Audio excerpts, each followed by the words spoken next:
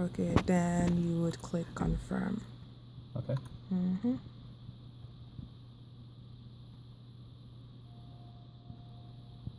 I'm pretty sure E-Trade takes 3 days to do ACH transfers. Okay. My friend has a Scottrade account, and he says that he can do it instantly. And I never use Scottrade. I don't know. Okay, so Level now 12.9, so 6 days. it says that it would take how many days? 6 days. It would say that I'm new to etrade.com. Yeah, and this will show you your control panel. And then this comes up.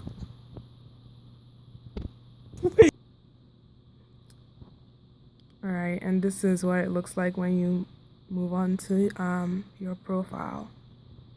So let's look at some things. You can click, just don't speak the words.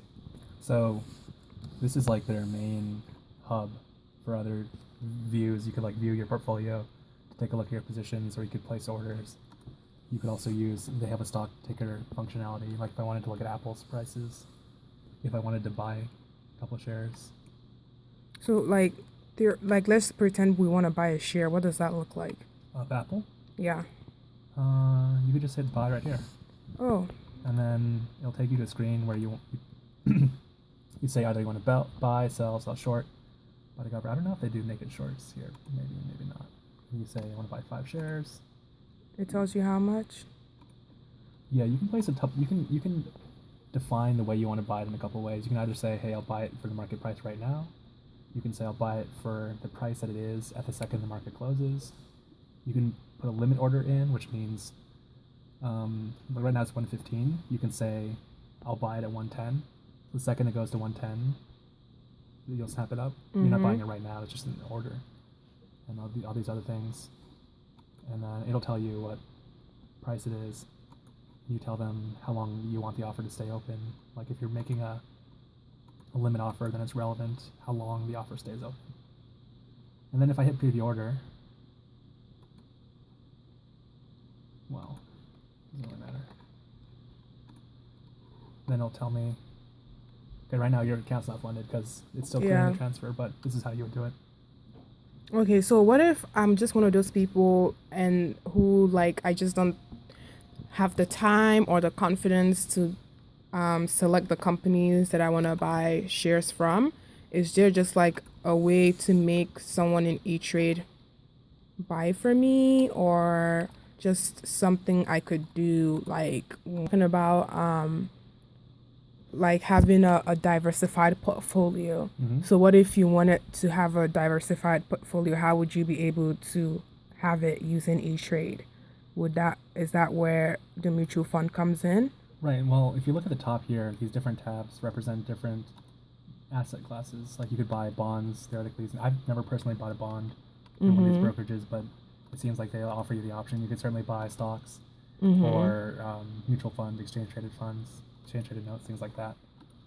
So if you wanted to buy something and you didn't have any specific company in mind, one thing you could do is buy an index fund, like something that tracks, for instance, the S&P 500 to get returns that are average for the market, which a lot of investors find very satisfying, very attractive, because it's quite easy to underperform the market. About half the people who are in the market underperform, half the people overperform. So if you're average, then you're doing well. Yeah, especially because the U.S. equities market has historically done so well that even being at the average is a very attractive investment opportunity.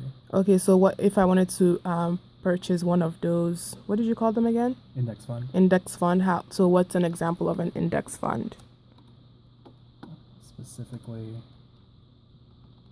the ticker symbols that E-Trade would use. So there's one product I know about, Vanguard's Total Stock Market.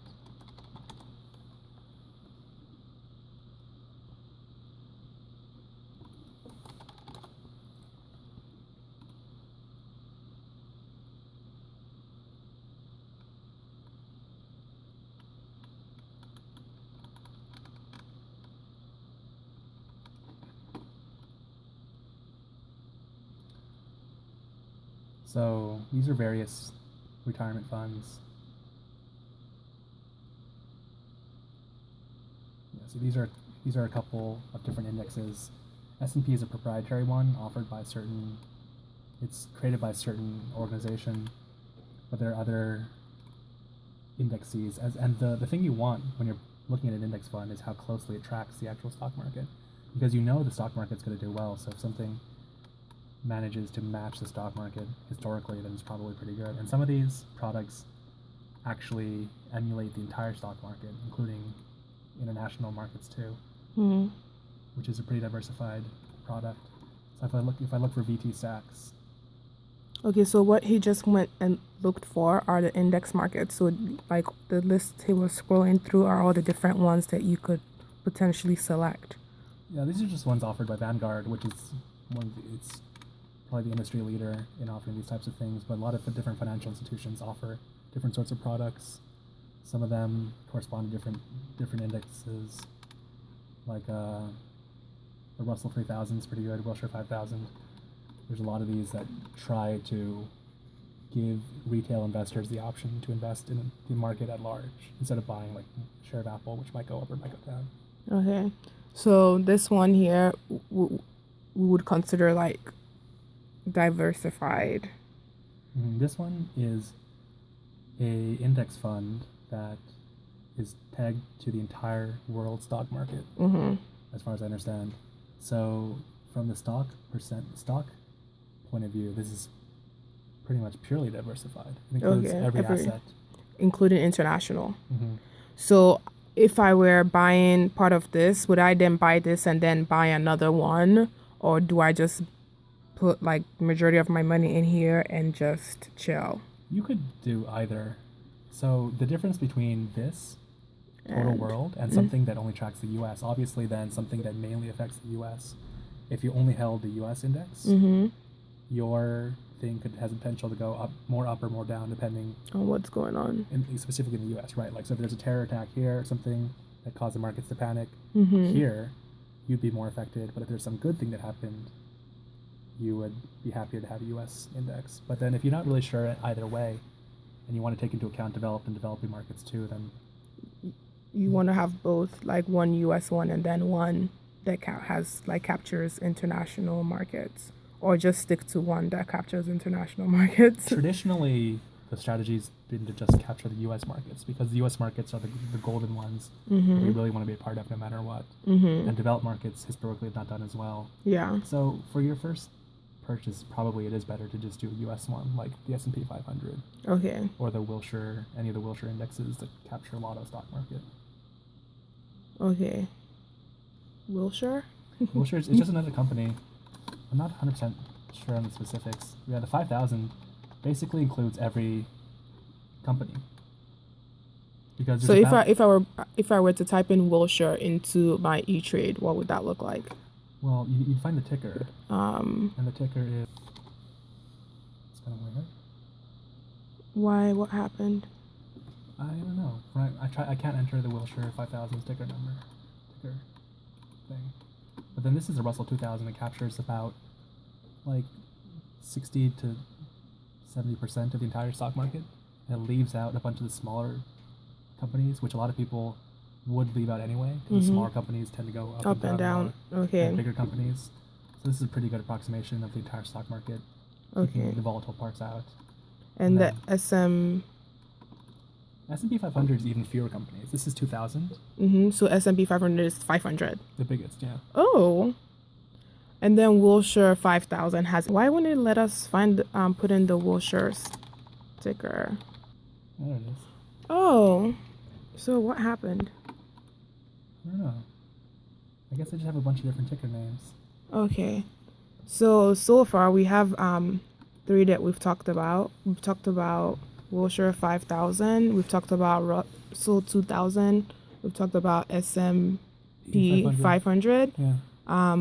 And then the international one, which was Vanguard Total World. stock market. Vanguard Total World. Yeah. So So all these financial institutions that create these indexes or create funds that track these indexes, they want to basically offer a product to the retail investor that captures in the creator's mind all that good value that people are so excited about for the U.S. stock market. So according to the people who did the S&P 500, the best way to get what is obviously recognized as the superiority of the U.S. stock markets is to just concentrate on the 500 biggest firms. Mm-hmm. Obviously, people who advocate these products, the bigger products, think that you should include these smaller companies as well.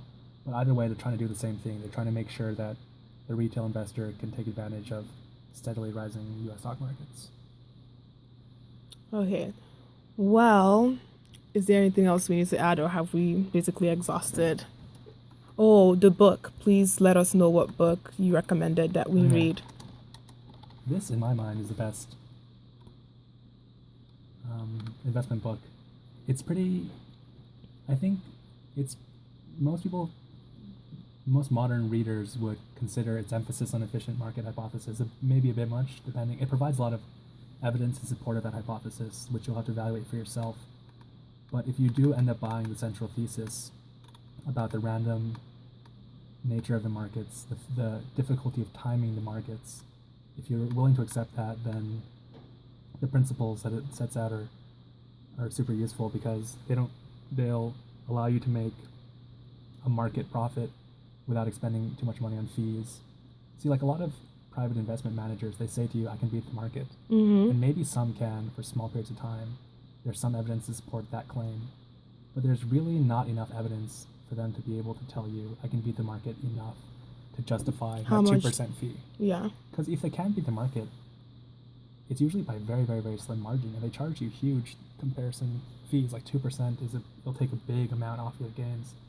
So just by buying these widely available index products, you can basically do what they're doing.